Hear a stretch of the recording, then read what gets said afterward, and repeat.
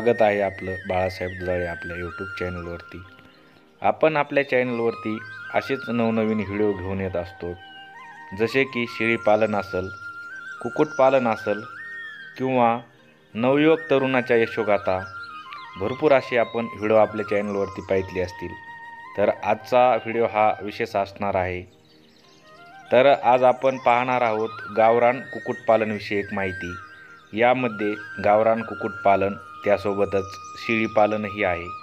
तर खूप छान असं हे गावरान कुक्कुटपालन आणि शेळी पालन आहे, त्याविषयी आपण सविस्तर माहिती पाहणार आहोत। आपण शेती करत असताना शेतीला जोडधंदा हा हवाच, त्या हिशोबाने हे गावरान कुक्कुटपालन आणि शेळी पालन चालू केलेलं आहे हिवरशिंगा गावामधील शिवनाथ आबाजी शिंदे यांनी। याविषयी आज आपण सविस्तर माहिती पाहणार आहोत। तर या कुक्कुटपालनाला किती खर्च आला, शेडची उभारणी कशी केली गेली आणि यांचा जो दिवसाचा दिनक्रम आहे तो कसा आहे, याबद्दल आपण या व्हिडिओच्याद्वारे माहिती पाहणार आहोत। आणि तुम्ही जर असं कुक्कुटपालन किंवा शेळी पालन करण्याच्या विचारामध्ये असताल तर हा व्हिडिओ नक्कीच पहा। आणि तुम्ही माझ्या चॅनलवरती नवीन असाल आणि अजूनही चॅनल सबस्क्राईब केलं नसेल तर सबस्क्राईब करा आणि व्हिडिओ आवडल्यास लाईक शेअर नक्कीच करा। तर तुम्हाला जी वरती बेल दिसते त्या बेललाही प्रेस करा, जेणेकरून तुम्हाला नवीन व्हिडिओ नोटिफिकेशनद्वारे सर्वात अगोदर पाहायला मिळतील। तर चला पाहूया काय आहे हे कुक्कुटपालन आणि शेळी पालन।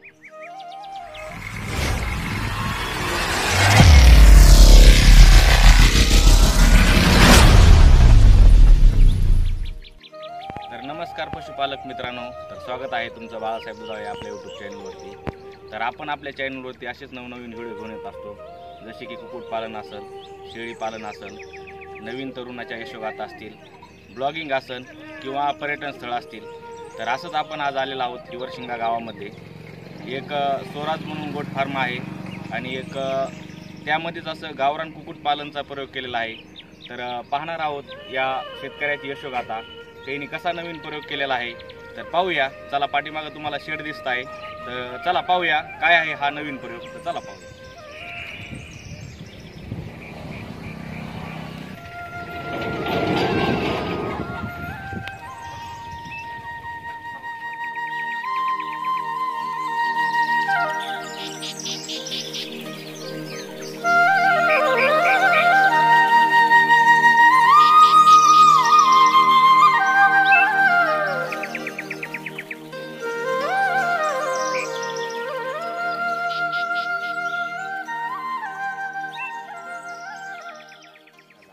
नमस्कार। तर आपलं सर्वप्रथम एकदा नाव आणि पत्ता सांगा।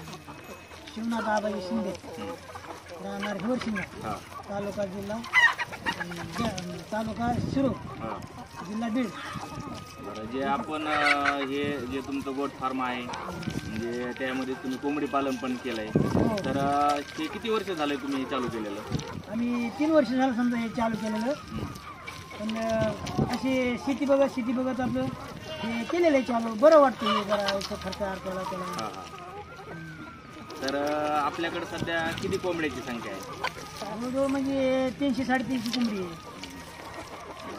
तर ही जी कोंबड्या आहेत, तर ही कुठली जात आहे आपल्याकडे? आता हे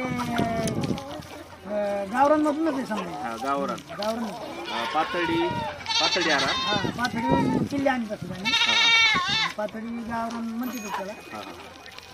तर आपल्याकडे जे कोंबड्या आहेत, तर या कोंबड्याची विक्री आपण कशी करताय? म्हणजे कोंबड्या विकतात का तुम्ही अंड्यासाठी ठेवलेल्या कोंबड्या? आता हे जसं गिरायक येईल तसं बी देतात आणि मग तर अंड्यासाठी बी आम्ही ठेवलेले अंडे बी जातं, 10 रुपयाने अंडे देतो।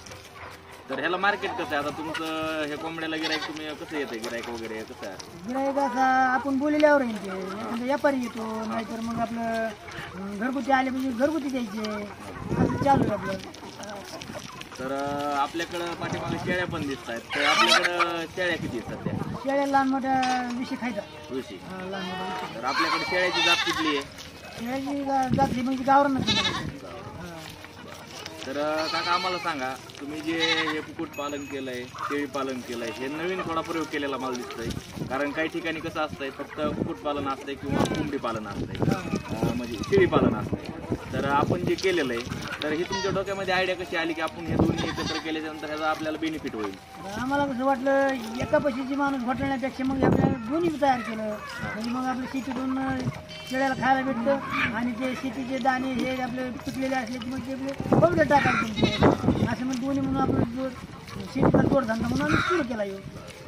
तर काका आपण हे जे तुमचं शेळ्यांचं आणि कोंबड्यांचं सकाळचं नियोजन कसं असतंय, कामकाज आता दिनक्रम कसं असतं दिनक्रम?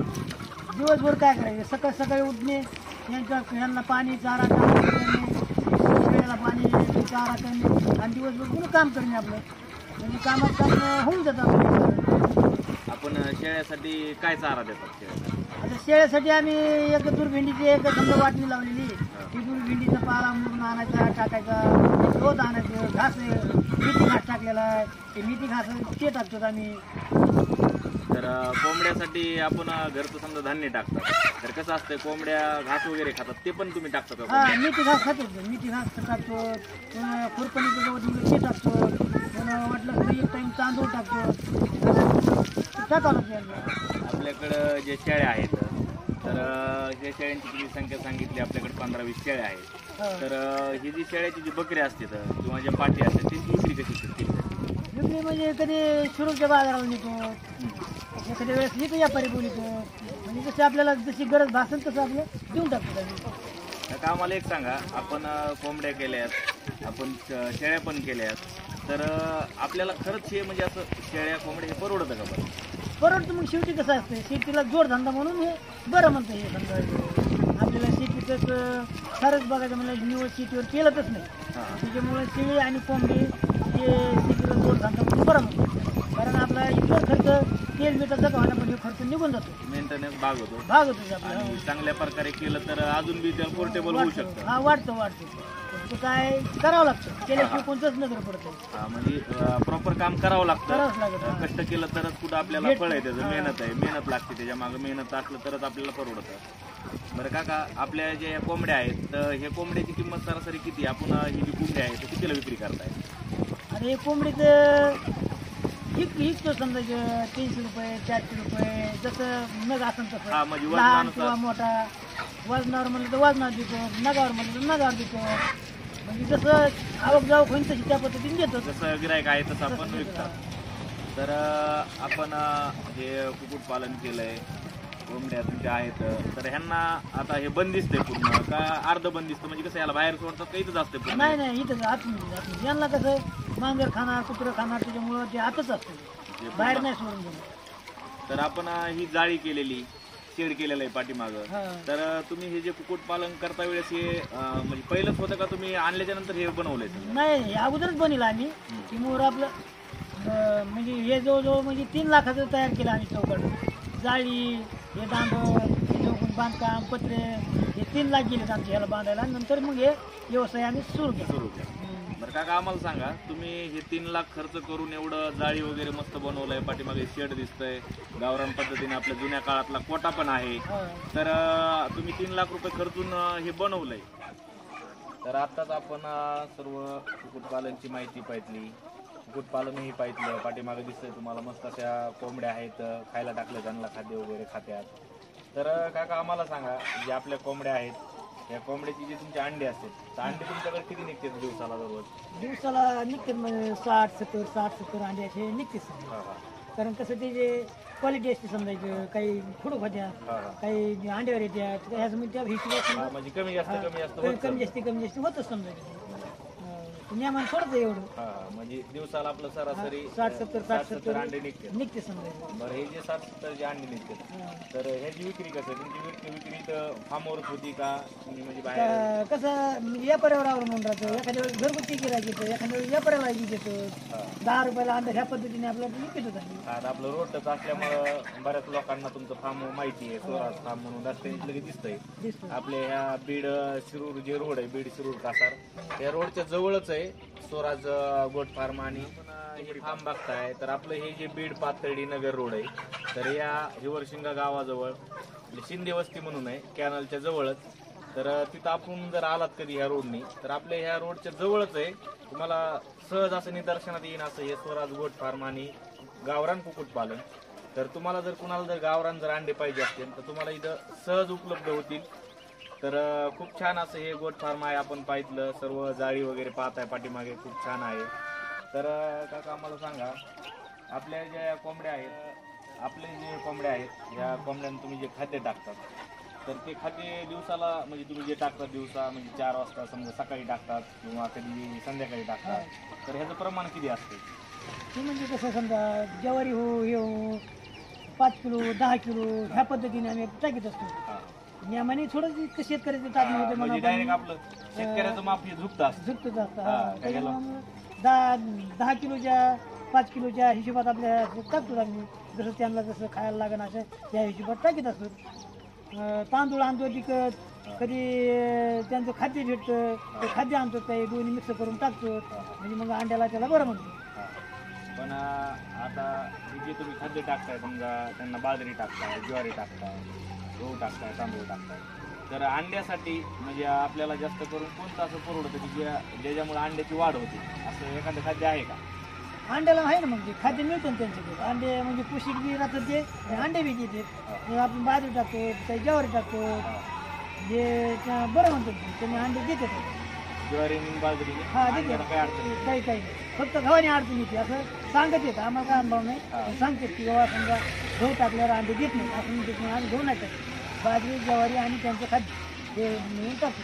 तुम्ही गहू कधीच टाकत नाही कधीच नाही. जास्त करून आपलं समजा बाजरी ज्वारी आणि तांदूळ हे पद्धतीने टाकतो आम्ही. आणि आपल्या जे शेतात तुम्ही शेळ्याला आणलेलं आहे शेळ्याला तुम्ही जे घास वगैरे टाकतात ते पण त्याच्यासोबत ह्यांना ते घास बी टाकतात. घास मेथी घास टाकलेला असतो हा. ना, मेथी घास देतो टाकून मग ह्याला खातात. मग आपलं खुरपणीचं गवत काही ते काही हे मिळून टाकलं की पालक टाकतो. पुन्हा 2-3 वाफे पालक टाकलेला आहे, ते पालक बी आणायचा, शेळ्या खात्यात आणि कोंबड्या खात्यात आणि त्याने अंडे पण देतात. तर आपण पाहू शकता काकांचं असं म्हणणं आहे की तुम्ही जर गहू जर टाकले समजा कोंबड्यांना तर ते बी ऐकून आहेत, पण आपण असं बऱ्याच कुक्कुटपालकाचं ऐकलेलं आहे की जास्त करून गहू जर टाकले तर अंड्याचं प्रमाण हे कमी होतं. त्यामुळे ते जास्त करून आपलं तांदूळ, बाजरी, ज्वारी हेच खाद्य टाकतात. आणि त्यांनी या कोंबड्यांसाठी आपल्या शेतामध्ये म्हणजे जे पालक असतंय भाजीपाल्यामध्ये पालक किंवा शेतातलं खुरपणीचे जे गवत असते निघलेलं ते गवताचा पण ते वापर करतात. तर पुरेपूर असा ह्या कुक्कुटपालनाचा फायदा आहे. जसं की आपल्या शेतामध्ये जे आपलं गवत निघतं ते आपण बांधावर टाकून देतो. ते बांधावर म्हणजे टाकायची गरज नाही आपल्याला, ते डायरेक्ट आपण आपल्या फार्मवरती आणून उपयोगी पडतं. म्हणजे कुठलीही अशी निरुपयोगी वस्तू नाही आणि फायदाच आहे. आणि विशेष म्हणजे ह्याला जास्त लक्ष बी द्यायची गरज नाही. सकाळी एक टाइम आणि दुपारी एक टाइम संध्याकाळी 5 आणि पाणी तर तुम्ही डायरेक्ट भरून ठेवलेलं असणार, त्यामुळे काही अडचण येत नाही. तर खूप छान असं हे फार्म आहे. आणि हे जे आपले शिंदे काका आहे ते मस्त म्हणजे जे नियोजन आहे ज्या कुक्कुटपालनाचं आणि शेळी पालनाचं ते खूप छान असं केलेलं आहे. आपण सर्व पाठीमागे पाहितलं, आता तुम्हाला दाखवतो पहा तुम्ही. तर खूप छान आहे. कारण मला एक आवडलं विशेष म्हणजे त्यांनी जी साईडला जाळी केलेली ती अशी उंच जवळपास एक 8 ते 9 फुटापर्यंत जाळी केलेली. म्हणजे रानटी प्राण्यापासून कुत्रा असन, मांजर असन किंवा जे मुंगूस असन यांच्यापासून बचाव व्हावा म्हणून त्यांनी असं उंच घेतलेलं आहे. आणि खाली जे आपलं डबर असतंय दगडाचं ते डबर असं उचलून घेतलेलं आहे आणि त्यावर जाळी मारलेली. कारण की डबर असल्यामुळे ते म्हणजे असं उकरीता येत नाही ना मुंगसाला, त्यामुळे खूप छान असं नियोजन आहे. आणि जवळपास त्यांचा तब्बल 2.5 ते 3 लाखापर्यंत खर्च झालेला या फार्मला. कारण कुठलाही व्यवसाय करायचं म्हणलं तर भांडवल तर गुंतवणूक आलंच आणि त्यांना उगं करायचं म्हणून करायचं नाही. तर खूप छान असं नियोजन आहे. आणि कोंबड्या पण आपण पाहितल्या, कोंबड्या पण अशा तंदुरुस्त अशा कोंबड्या आहेत.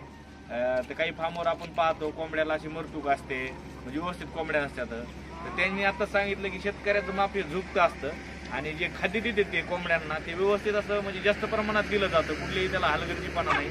त्यामुळे कोंबड्यांची तब्येतही चांगली आहे. आणि त्यांच्याकडं एक 15 ते 20 शेळ्या पण आहेत लहान मोठ्या. तर त्यांच्याकडं कुणाला जर पाहिजे असतील तर बकरे पण आपल्याला भेटतात.